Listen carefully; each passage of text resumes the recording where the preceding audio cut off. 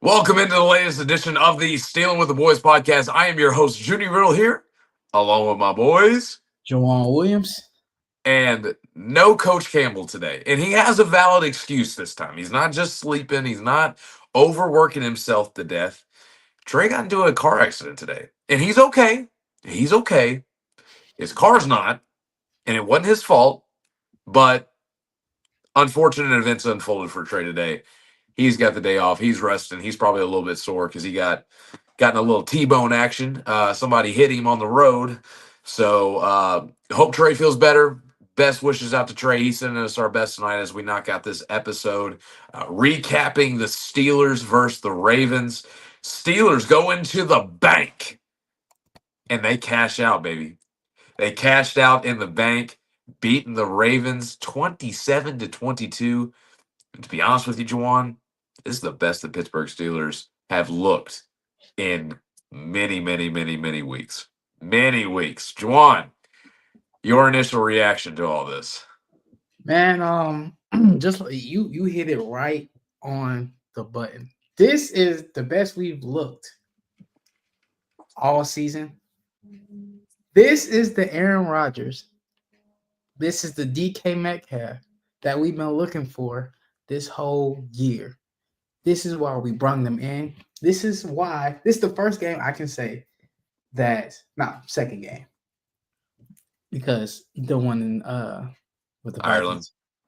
But this is, I can say, the true first game that DK showed me why he's worth $30 million each year. He balled out from the first play. He balled out like nobody on the field could stop him. And I'm like, Arthur Smith, we had this in the bag this whole season. Why do we have to wait till December to bring deep ball plays on the first drive? That's my biggest thing. Now defense played pretty well. Okay, they played pretty well. They played all right. Yeah, I mean, good enough to win. Yeah, good enough to win. Now, Terrell Austin's schemes still suck, I can say, but it helped us win the game. Big plays from Patrick Queen. He went down the next play. He made a huge play on Mark Andrews. Deflect the ball from Andrews, which if you actually look back at it, Andrews, it was miscommunication because that ball was supposed to go to DeAndre Hopkins. It actually was. But Highsmith played good. And people talk about TJ like he didn't play good. TJ made huge plays. It's not the big the big spectacular the sacks that we used to with TJ, but he made some solid tackles, especially on Derrick Henry. Yeah, I was going to say that as well. I mean, TJ in the pass rushing sense has kind of been a ghost, really, the past, I'd say month and a half, really. Not seeing a lot from him in that aspect, but like you mentioned, I think that's a great point that you said there is that TJ Watt played against the run tremendously, setting the edge, crashing down on Derrick Henry. I mean, how many times was he just jumping up trying to punch that ball? Because Derrick Henry, if you get your hands on that ball, he might put it on the ground. And I thought TJ was all over it and had a bunch of tackles for loss. And so, although they didn't necessarily, the defense didn't play the run well, and that's kind of like my one thing that really bothered me at the end of this game was the Ravens had 217 rushing yards and we only had 34 rushing yards. So the defense was, very much the definition of bend, don't break in that respect in this game. But again, the run defensive woes are definitely still bothering me, Juwan. It needs to get fixed. And hopefully it does if Derek Harmon comes back this week. And it'd be a great week to do so against I'd say a top 5 back in the league and Devon Achane. and the Miami Dolphins as they come in for Monday Night Football this week. But You know all in what's all, really, crazy? other than that, offensively, I thought, Aaron played one of his better games. I wouldn't say it's his best game in the Steelers uniform, but it was one of his better ones. DK Metcalf, by far, outside of not scoring a touchdown, this was by far his best game as a Pittsburgh Steeler. And all in all, they moved the ball consistently on this Ravens defense, and I felt like there was a good flow on the offensive end of things. You know, this game really showed me that Derek Harmon is, as of now, like a huge piece to our success moving forward. Because with him on the field, I think we only average like 96 yards of rushing a game. But when he's off the field, Average allowing it, yeah. yeah, and when he's off the field, I mean, you see what happens. You know, this is like our season this year has been so like it's like a roller coaster. It's been so inconsistent. Where some games, um, where the offense lacks, the defense handles it. When the defense lacks, the offense handles it. I feel like for the most part, for this most game, I feel like it was more offense, but it was still a big contribute from the defense too. Until like the last little run when they were trying to make a comeback. But other than that, I think both sides did its part, especially the offense. If we can open up, I know this far stretch, but if we can open up like this, and the play calling, the throws down the field, if we can get all this in motion, we can be up there, up there. I'm just gonna say we can be up there. No, I'm not gonna say contending yet, but we can be up there. One thing I want to say that we should actually do. I still don't understand third down plays and end zone plays with no Jalen Warren when he's the power back and Kenneth Gainwell is like the more elusive one, but it's still like when we need like that power back 3rd and 2, 3rd and 3, 3rd and 1. We need Jalen Warren out there, and I'm not understanding why like he's not getting no touches on like third downs. And I don't know if it's Broderick Jones' injury or not, but I just feel like since Jones got injured, and maybe it's just the teams that we're playing and the matchups, but I just feel like the run game in general just doesn't look the same as it did earlier on in the season. And as much as we do like Jalen Warren, I mean, I will say this, you know, in this game in particular against Baltimore, really outside of his touchdown that he caught, and he was just wide open. I mean, he was naked out there running into the end zone. But um, all in all, like the last couple weeks, I mean, we got to give some respect to Kenny G, man. Like Kenneth Gainwell's been playing really well, and the numbers on the season would say that he's been a little bit more efficient than Warren. And I just think Kenneth Gainwell has been a little bit better. Now, again, Jalen is RB1, and I think he is the more talented, but I also feel like Kenneth Gainwell maybe has been a little bit more steady and consistent on the offensive side. And I think it's more of a 1-2 punch rather than like an A and B guy. Like I think it's kind of a 1A and a 1B with Kenneth Gainwell, and those games that Kenneth Gainwell shines, like I think he truly is become an important part of this offense. And so I just think like when we look at the touches against the Ravens in general, I just feel like when Kenny was out there, he was making progress. When Warren was out there, I felt like he was, kind of getting stuffed in. And so kind of like back when we had the argument with Najee and Jalen Warren back in the day, like I just think it's just kind of depends on the game and the matchup of which style is going to look, better against certain opponents. I think that's kind of what it's going to come down to. I think it's about time to say that Kenneth Gainwell is our best pickup this offseason. Even more than DK. Yes, even more than DK. Like he's so far to say that he's in the running for MVP on the team. But you gotta I think, wouldn't go that far. I you wouldn't have go. to I wouldn't go that far. I mean, you have to him and think Warren about are it. still him and Warren are still tied in total touchdowns. Warren has more than double the yards, but it's like I said, it's the efficiency. Like Warren's averaging 4.1 yards a carry, whereas Kenneth Gainwell's averaging like 4.6. Wait, They both have four. Go ahead. I was about to say Kenneth Gainwell is I think over exceeding expectations Oh, on absolutely. what we thought that he was gonna come in. We didn't know what we knew about Kenneth Gainwell, but we didn't know we was gonna get this Kenneth Gainwell. I agree with that, and I think that was more or less, the Eagles. They had Saquon, and they had DeAndre Swift, and they always kind of had like a main guy and a guy that they invested a lot of value in, either money wise or trading wise when they got Swift in there. But all in all, like I look at this and I just think, like whenever I was watching Eagles games back in the day and Kenneth Gainwell, similar to what he did to the Steelers last year when we played in Philly, like, he just has spurts here and there where he just makes splash plays. And I think it was more or less a lack of opportunity where he's getting a ton more opportunity here in Pittsburgh. And it's more of not a bell cow situation where there is definitely a primary back that's getting well over 50% of the carries.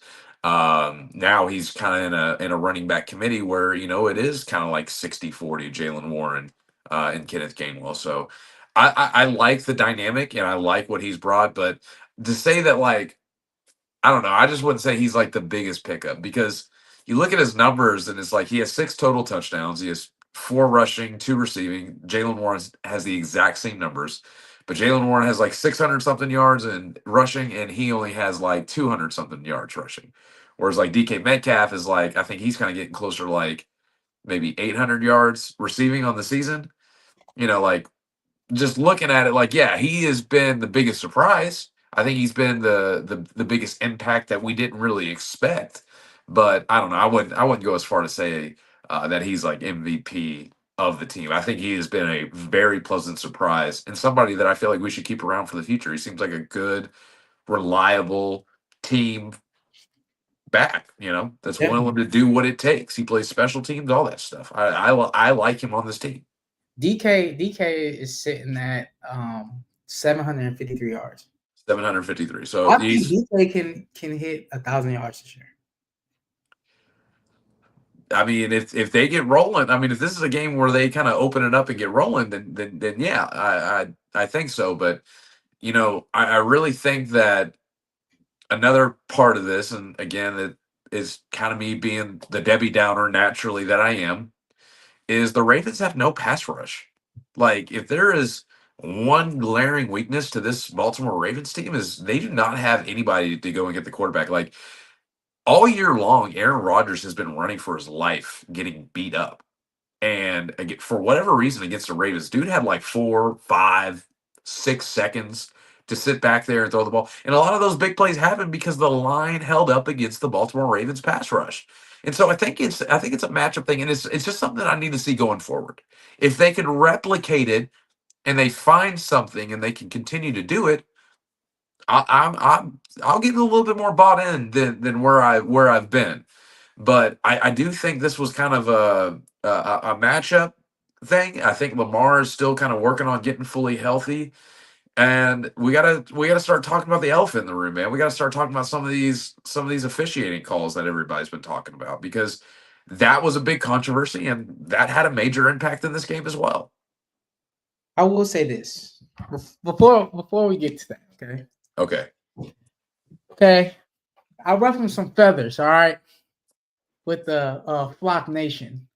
I went on TikTok and made a video and said something, and they was like y'all only won because of the refs. It was the refs versus the Ravens and all that. I don't want to hear it. I don't want to hear it. Where was the refs at for majority of the game? We killed y'all. We just dominated y'all.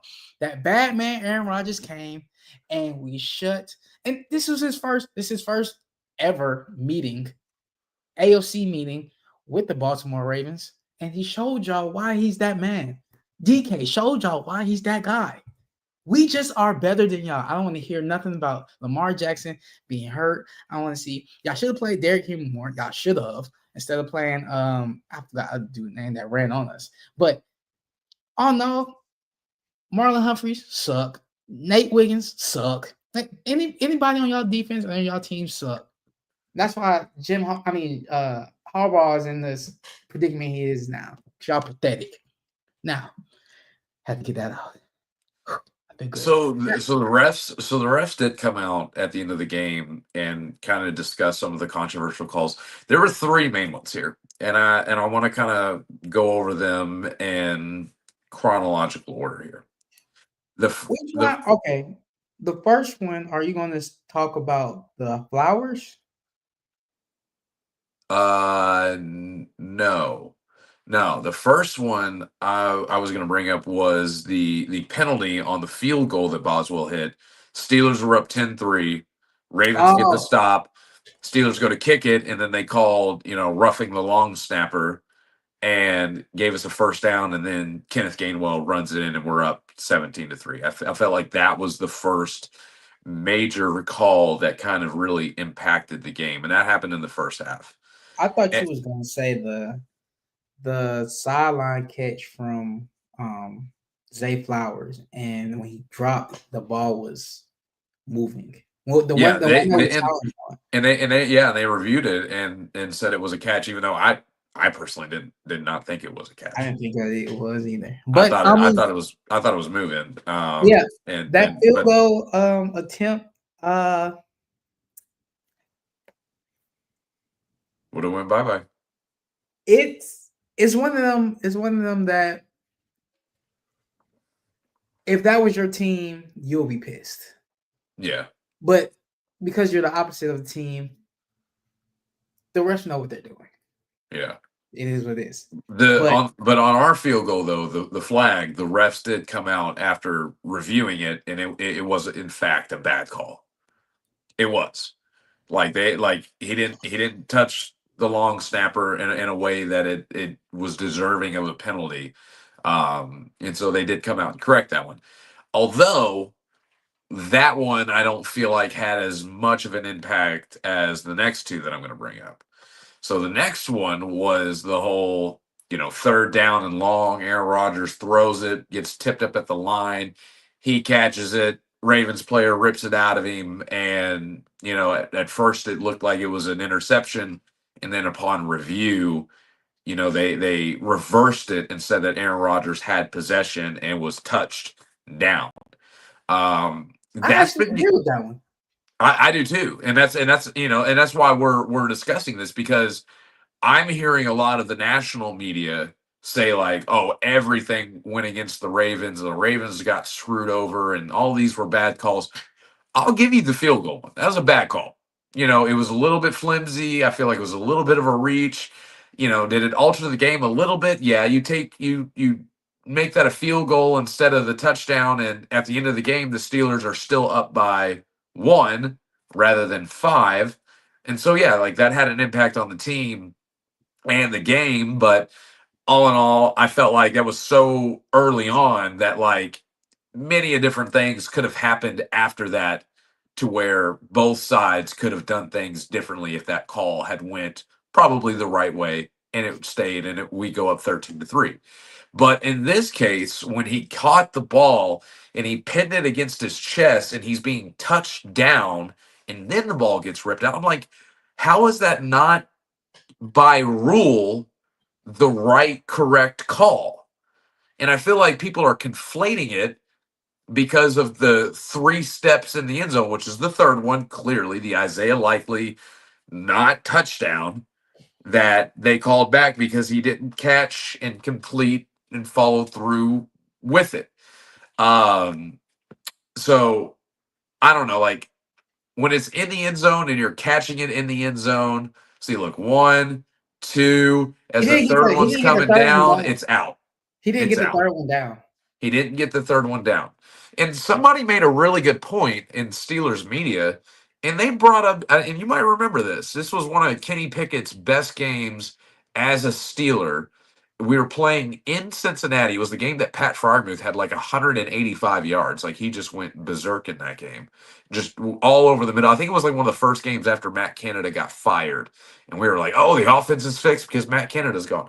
But I remember in that game that Kenny threw the ball to Deontay. He catches it 1-2, ball gets punched out, and then they called it a no touchdown. It was literally the exact same scenario, and it impacted the Steelers. Now the Steelers go on to win that game in Cincinnati 2 years ago, but it still took away a touchdown from the Steelers in that game. And this is the exact same play. Now, do I agree with the rule? No, I think that's a catch. I think that's a touchdown. But according to the rules in the rule book, that is not a catch. Because he didn't make a football move. No, he caught 1, 2, and normally if you're on the sideline, you go out of bounds, the play's over, but you got to finish the play, right? And so that's why I agree. I agree with the Aaron Rodgers catching the ball, having possession, and being touchdown. And I also agree with this call as well. But I'd say the only one that Ravens fans can really genuinely have quarrels about would be the roughing the long snapper and taking 3 off the board, and the Steelers turned it into 6. Well, 7 with the extra point. But Not you get only what I'm saying. the Rodgers one, his knees was down. And like he had full possession of the ball. Like, Had it in his chest and rips it out. He ripped it out once he was down. Like once he was fully down. So if they're able to make excuses about that, I don't care. The rules are rules. He was down. That was a smart move by Aaron Rodgers. Just like this play. Isaiah Likely, he had 2 feet down, possession of the ball, but he didn't make the football move. So 2 out of the 3 was clear, but the last one didn't. This is another great move and great great deflection by Joey Porter. Yeah. That like everybody's keep on talking about this Likely play. Let's talk about I don't hear enough about what Joey Porter actually did.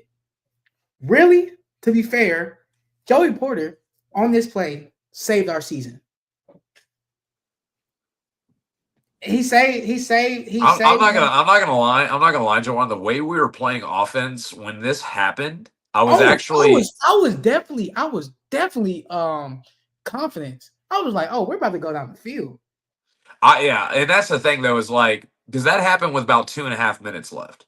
And if let's say the Ravens do it and they go for 2, worst case scenario, they're up 3.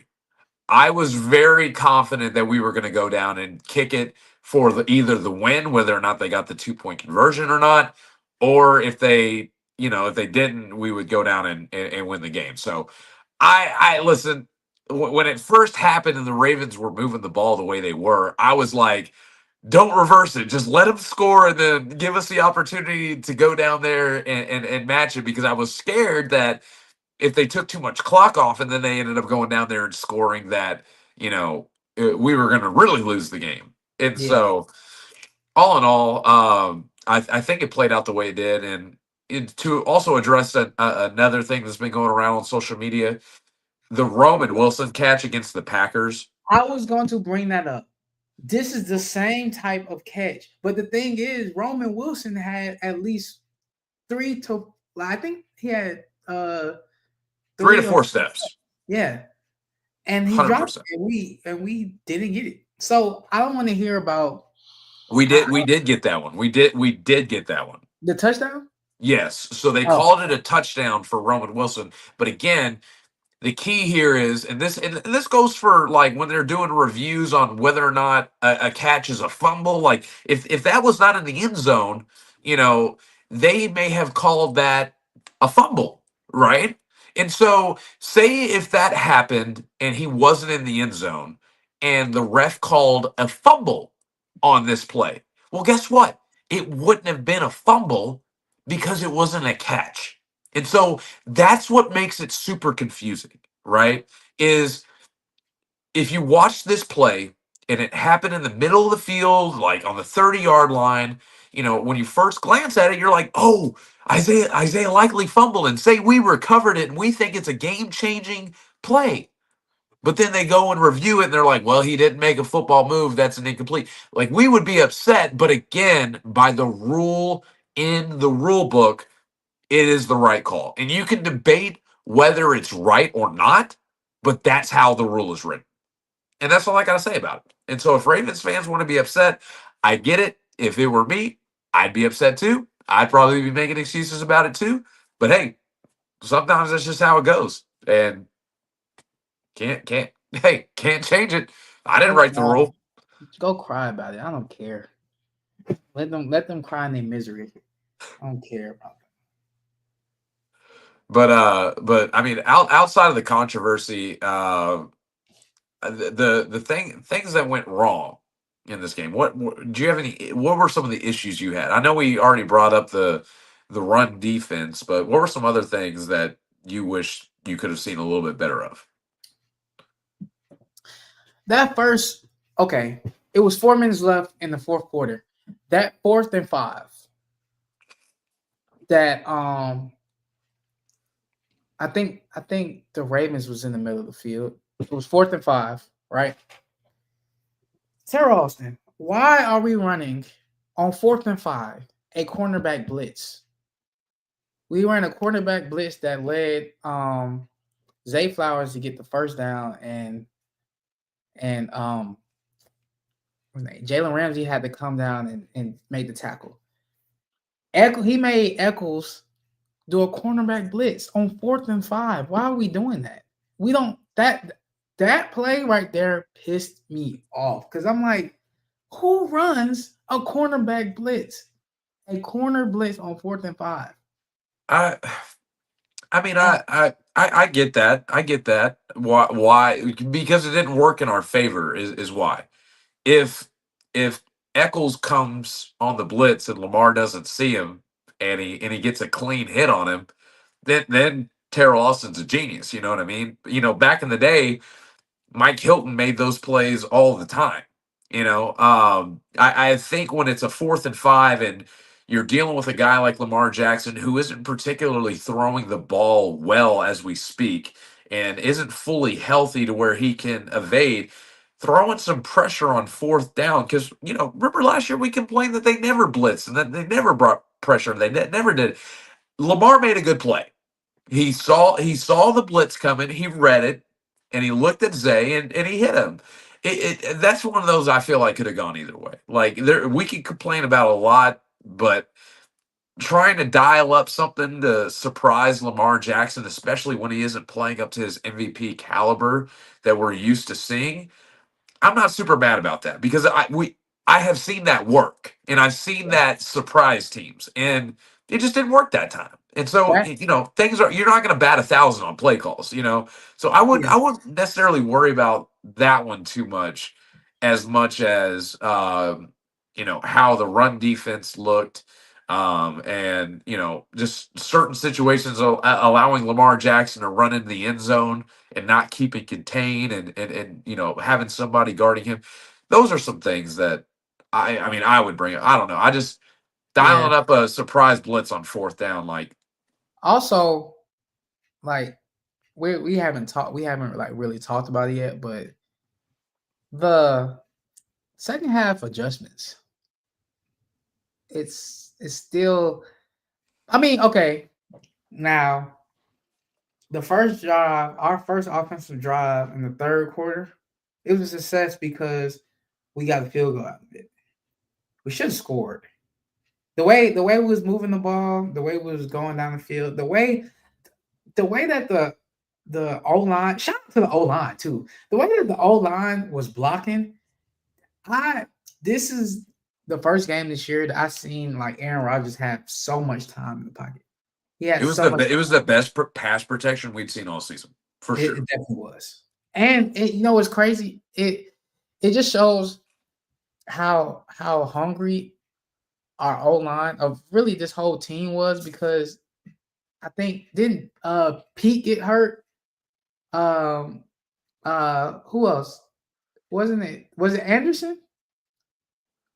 The Anderson first. Maybe. I think maybe Calvin There's Anderson went like down. two. There's like two or three uh O linemen, and like people had to come in and step up, and they did. It was one picture I seen. I think I gotta find it, but it was one picture I seen of um I forgot the O lineman name that was making his first start from the practice squad, and Aaron Rodgers was looking at him like, is this guy really gonna block for me? Is he gonna is he gonna protect me? And he did. So it's just the second half adjustments to wrap it all together. The second half adjustments, it still needs some work because we've been in this situation before. And if we would have lost the game, it would have been the same story. We'll win at halftime. We'll be up at halftime, and then second half we just crumble. Yeah. And we just need to fix that. Once we fix that, we'll be straight. But that's like a real big issue for me. The biggest issue for me is where the run game has gone. It went from a strength early on in the year. Now it's almost becoming a weakness in the last 3 to 4 weeks. And I don't understand why. And maybe it's not sticking with it, even though it's not going well. I don't know what it is, but the fact that he only put up 34 rushing yards against this Ravens team, and props to Rodgers for throwing for 284 and having the game that he did without a run game or without really any sort of true threat of play action. But you know, this run, like the teams that run the ball well down the stretch are the teams that win in the playoffs, because this is December and January football. If this team really wants to turn it around this year, if they really want to turn it around, they want to fill Shawan's prophecy of a wide open AFC and getting hot at the right time and being that sneaky team that has struggled all year long with the ups and downs, but just got hot at the right time to fill your fantasy. They've got to run the ball better and with more consistency. They have to. Yes, because if not, I can see that being a problem down the road. But then again, I will say this game on from Sunday on, I think that Rodgers has in his mind to get to where we have to be, he has to put the team on his back. He has to be the one. I know the run game has to be on point, but if Rodgers ain't doing what he needs to do to win games, then yeah, my everything that I just said that I've been saying about us being the sneaky team, the wide open AFC, it's not gonna look too good. Yeah. So he needs to be the one that carries the load of everything. Yeah. Basically. And I'll say this. I mean, if the offensive line can just, better yet, the offensive line just playing somewhat close to what they showed in Baltimore. If they can stack performances like that where Rodgers isn't getting hit multiple times in a game, I and then they bring the run game aspect back to it. You combine those two things, then this offense can really get going, and I truly believe that. But can they put that all together? We haven't seen it. We need to see it really come together for me to have that kind of faith. This win was big. It really was. I didn't see it coming. I didn't think it was going to happen. I thought like the Buffalo game was the game that really was going to knock this train off its rails. And clearly it's not. Clearly it's not. They got some life. They're taking advantage of this Ravens team as they're kind of falling off a little bit. But all in all, man, I I just can't get back to the belief that you have, man. And I know we did this whole talk about Tomlin and whether or not he should be fired or not. I am still a proponent of change. I know this was a massive win, but it's also very Mike Tomlin esque. When everything looks hopeless and everything is at its worst and nobody has any belief and everybody's done with the season, is when the Steelers pull the rabbit out of the hat and they make something happen with it. And so, with 4 games left, you got the Dolphins, you got the Browns, you got the Lions, and you got the Ravens. What can you do with that stretch? What can you do? Because right now, you're in first place in the AFC North.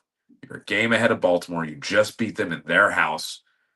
How do you finish when the division is in your hands? It's gonna mean a lot. And it's gonna start with Monday night. And it's gotta start. So where right now is your belief in this team now that they went into Baltimore and won? It's way better than it was last week. And I think this is gonna be a spark to what's to come. And I'm here to say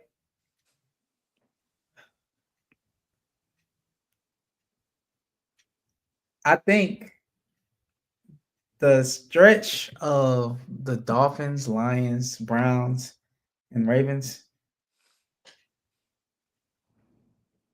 I think we can go on a little streak. Okay. How many out of those final 4 games, what is the Steelers record to finish the year? Right now. We're 7-6. Mm-hmm.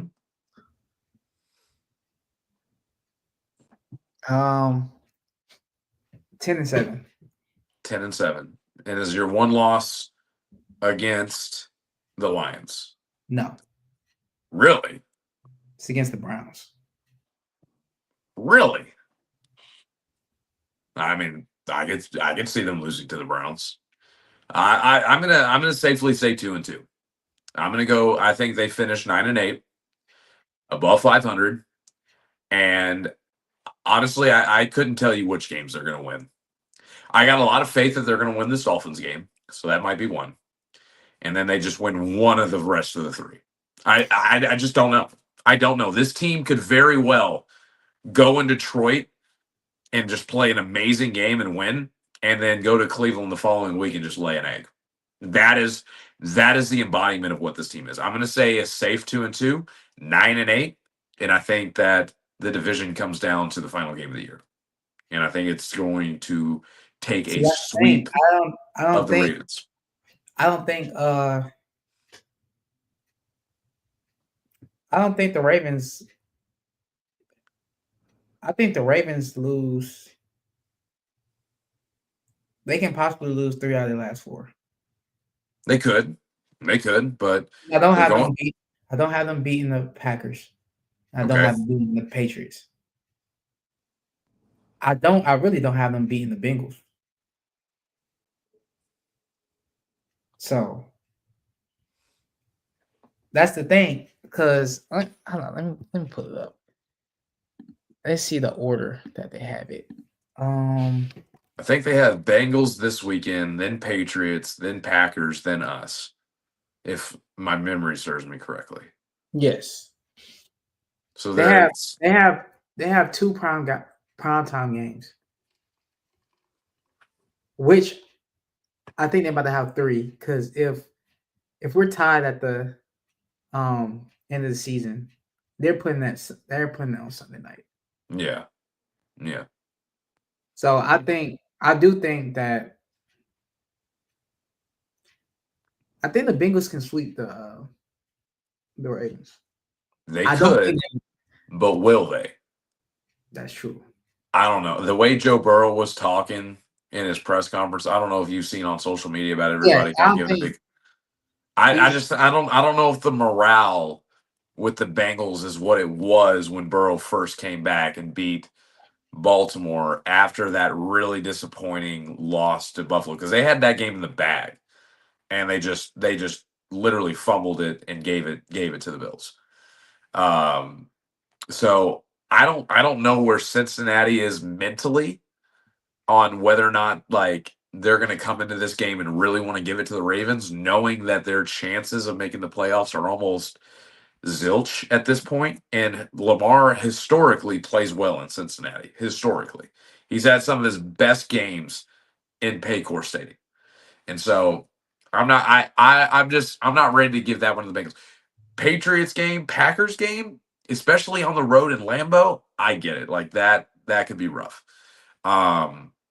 But I don't know, this Bengals game this weekend, I think it's going to be really, really interesting. I'm going to be definitely a big Joe Burrow and a big Bengals fan this weekend, Yes. because if they win that game, that will be huge for us. Would be huge. But I'll tell you something else that's huge, and I think we should end on this one, Juwan. Is a report came out from the Steelers and Adam Schefter today that TJ Watt was put in the hospital for a lung injury. And it's starting to come out that they think that the Steelers medical staff, and again, this is allegedly, this isn't confirmed, that the Steelers medical staff may have accidentally punctured TJ Watt's lung on accident. And this is a similar situation back in the 2020 season when Justin Herbert got his first start, because Tyrod Taylor got the same thing and his lung got punctured and he was out for the game. And so Justin Herbert got his first start in his NFL career because of this exact same mistake from the Chargers staff.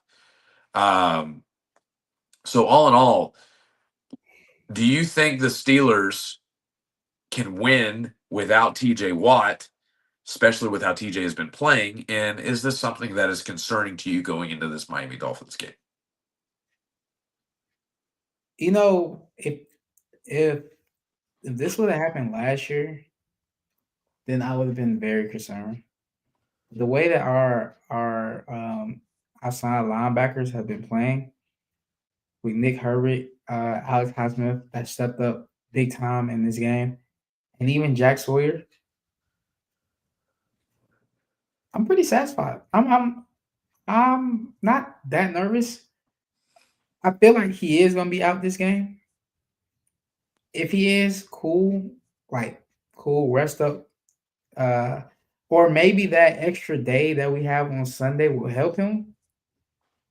But I don't wanna like push the issue. So if he's not 100%, don't put him out there. Yeah. No, just let him get ready for the Lions game, which we need him for. Yeah. So I'm going to take a reach here, and I'm definitely going to knock on some wood, because I think we do need him. I think the way he was crashing and setting the edge and defending the run against the Ravens, and how they constantly ran to the opposite side, of him, and how, even though he has been quiet in the pass rushing game this season, what has been consistent for the most part, there's been a game or two where he hasn't played as well. And I think the Bills game was one of those, where he didn't defend the run well. But even with him slacking in the sack numbers and pressuring the quarterback, he still does consistently play the run really, really well, and better than every single other edge rusher. And so in this game, I'm not scared of Tua. I'm not scared of Tua beating us, but I am scared of Devon Achane beating us. And I think this is definitely a game that we have to win at home against an inferior opponent that does not play well in the cold. Tua's never won a game under 46 degrees.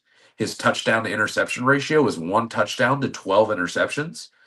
But I'm telling you right now, if they let Achane go and he's ripping on us, then I feel like this could be a major problem. And so I'm concerned on whether TJ Watt plays, or not. But I think he's going to play. I think he's going to play. I think he's going to power through it. I think it happened early enough in the week, and I have a feeling that TJ Watt will play in this game, and that's going to be a called shot. Knock on wood. I don't want to jinx it. I really don't, and I feel like I jinx a lot, but I think he's going to tough it out, and I think he's going to play. I just have a feeling that TJ Watt will tough it out. it's gonna be 22 degrees on Monday. Yeah. You know what's crazy? I was gonna go to that game. It's on my birthday. I was going to go too. I was gonna go to that game, and let me tell you. So I was looking at deals. I was already looking at deals, and I was gonna make a decision because I seen on Southwest they got deals for January. All right, I was about to go ahead and buy a ticket for the Home first playoff game. Yeah, That's a wild gamble, brother. That's a wild gamble. I was gonna buy a ticket for it. You get your money back though, right? You get your money back. Now I'm saying if I'm still debating on if I should just buy this flight. Hey, get the insurance on it. That's all I gotta say. Pay for the insurance. Pay for the extra insurance just in case. But yeah, I was looking hey, at either way, you got family up there. You can say, hey, I'm coming to visit for the new year to see y'all after the holidays. So yeah, you can make that excuse. You can make that excuse. So you always got an option there. Yeah. But anything else before we wrap up tonight's episode? Recapping the Ravens Steelers game. Yeah. Ravens suck. It was BTA. I told y'all in the comments on TikTok that it was BTA, and y'all talking about something. Y'all only won by 5. It was BTA all game. Y'all didn't have no lead the whole game. Y'all suck. This is not the year. It's okay. It's all right. Go figure out your coaching, carousel and all that. We don't care over here. Let's keep winning, man. I love talking on victory. And I do notice something because I don't know if like the fans know this, but some of the games we lose, we don't pod. I think it's like 2 or 3 games that we lose, we don't pod. We were a little busy. We were a little busy those couple weeks. We podcast after the Bills. We podcasted after the Bears. Yeah. We podcast after those losses. I mean, we didn't podcast after they beat the Bengals. I mean, they beat the Bengals by 22 points, and we didn't podcast. So I mean, I just feel like that was just Trey was starting a new job, and I'm back in school, so I was I got finals and stuff like that. But needless to say, we had to hop back on track. We had to get back on our ways, and the last couple of weeks have been terrible because. We've been down and had some tough losses and some tough pills to swallow, but hopefully this gets us back on track. And you know what, whether I want Tomlin to be our coach or not, which I lean on the side that it's time to move on, I'm still not going to waver from me wanting to see this team succeed and wanting them to go out and win week in and week out. And I'll stay on that regardless of how I feel about, Mike Tomlin and his coaching tenure in Pittsburgh. Also, we're on TikTok. We're 96 followers away from 1,000. Let's get to 1,000 followers. That's awesome. TikTok. Yeah, that is awesome. 96 away. If we can get there, man, if we can get the TikTok followers to get on YouTube, then we'll be fine. Yeah, no, I 100% agree. But all in all, this has been a great episode. It was a great win against the Baltimore Ravens. It always is, but it's even more sweeter when you go in and you win in the bank. You win on the road. Winning AFC North games on the road is the best feeling, and none are better than beating your arch rival, the Baltimore Ravens. So this week for the Stealing with the Boys podcast, we will be back on Monday, December 15th, which is your boy's birthday. So tune in for your boy's birthday as we take on the Miami Dolphins on Monday Night Football. For Stealing with the Boys podcast, we are out. We don't care about the losses. Let's go Ravens! Here we go. Suck.